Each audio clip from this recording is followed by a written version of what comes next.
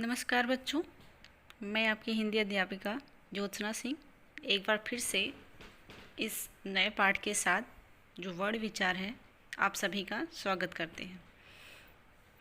तो आइए बच्चों, चलिए चलते हैं आपका जो दूसरा पाठ है वर्ण विचार की तरफ।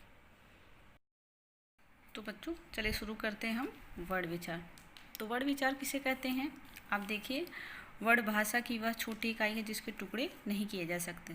ये जैसे कि पिछले कक्षा में हम बता चुके हैं आपको कि वह छोटी से छोटी इकाई जिसके टुकड़े या वह छोटे से छोटे वर्ण जिसके टुकड़े नहीं किए जा सकते उसे हम क्या कहते हैं? वर्ण कहते हैं। इसके हम क्या टुकड़े कर सकते हैं? इसको क्या हम अलग कर सकते हैं? नहीं कर सकते, तो इसे हम क्या कहते हैं? वर्ण कहते हैं। आइए बच्चों वर्णमाला की तरफ। वर्णमाला किसे कहते हैं? वर्णों के क्रमबद्ध निर्धारित समूह को वर्णमाला कहते हैं। जो वर्ण यहाँ पे आप देख रहे हैं उसका क्रमबद्ध है, एक क्रम के साथ जो निर्धारित उसका समूह होता है उसे हम क्या कहते हैं? वर्णमाला कहते हैं। जैसे अ से अ तक और क से ज्ञ तक। हिंदी भाषा की वर्णमाला में जैसा कि आप सभी को पता है कितने वर्ण होते हैं? सब मिला के 52 वर्ण होते हैं।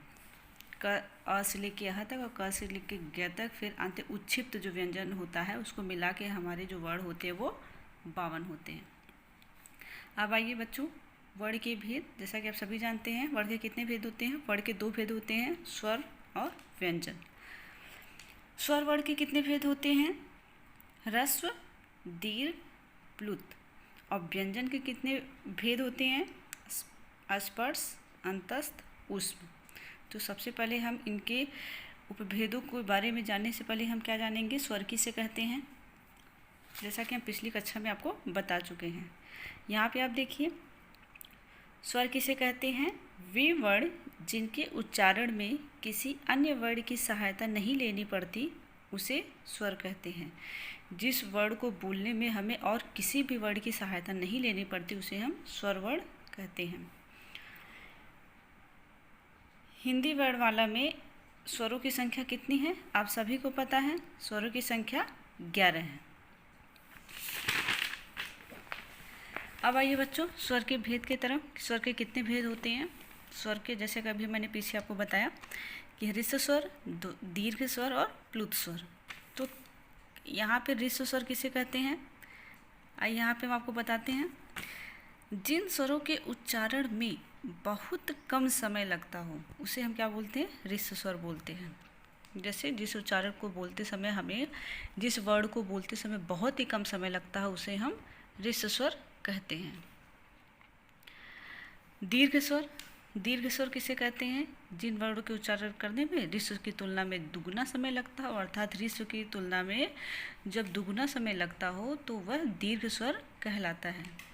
अब यहाँ पे देखिए, आ, ई, उ, री, ऋ, ए, ऐ, ओ, औ आदि। इन सभी का जो है आप यहाँ पे आप देख रहे हैं अ, ई, उ, री, ऋ, इन सब से जो है अधिक समय लग रहा है, इसलिए क्या हो गया ये? इसकी तुलना में ये इसमें ज़्यादा समय लग रहा है इसलिए दीर्घ हो गया, इसकी तुलना में इसमें कम समय लग रहा है इसलिए ह्रस्व स्वर हो गया। अब आइए तीसरा स्वर जो आपका है प्लुत स्वर। इसे किसे कहते हैं?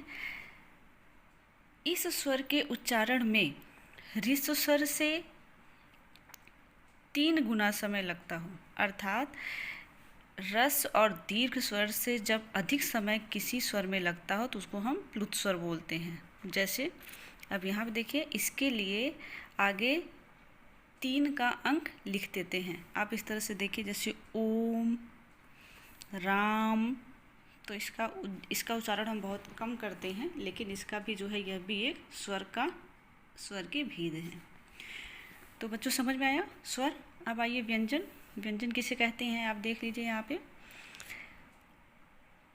अभी मैंने आपको बताया स्वर के बारे में कि जिसको बोलने में, जिसका उच्चारण करते समय हमें किसी भी वर्ण की सहायता नहीं लेनी पड़ती है, जबकि उसका ठीक उल्टा व्यंजन वर्ण में क्या है कि जिन वर्णों के उच्चारण करने में हमें किसी वर्ण की सहायता लेनी पड़ती है तो वह क्या कहलाता है? व्यंजन वर्ण कहलाता है।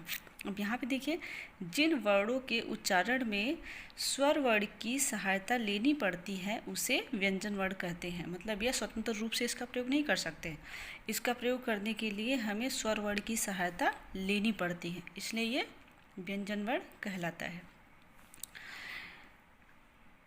इनके उच्चारण में मुख से निकलने वाली वायु में रुकावट होती है, अर्थात यह स्वतंत्र रूप से नहीं बोला जा सकता। इसको बोलते समय हमारे मुंह में जो वायु है उसका घर्षण जो है वो कहीं ना कहीं उसमें रुकावट पैदा करती है, इसलिए यह व्यंजन वर्ण के अंतर्गत। तो अब आइए यहाँ पे देखते हैं व्यंजन वर्ण के भेद। व्यंजन वर्ण के कितने भेद होते हैं आप यहाँ पे देख रहे हैं, स्पर्श व्यंजन, अंतस्थ व्यंजन और ऊष्म व्यंजन। तो बच्चों इसके बाद हम अगले वीडियो में आपको इसके बारे में बताएंगे कि स्पर्श व्यंजन किसे कहते हैं, अंतस्थ व्यंजन किसे कहते हैं, ऊष्म व्यंजन किसे कहते हैं। तब तक के लिए धन्यवाद।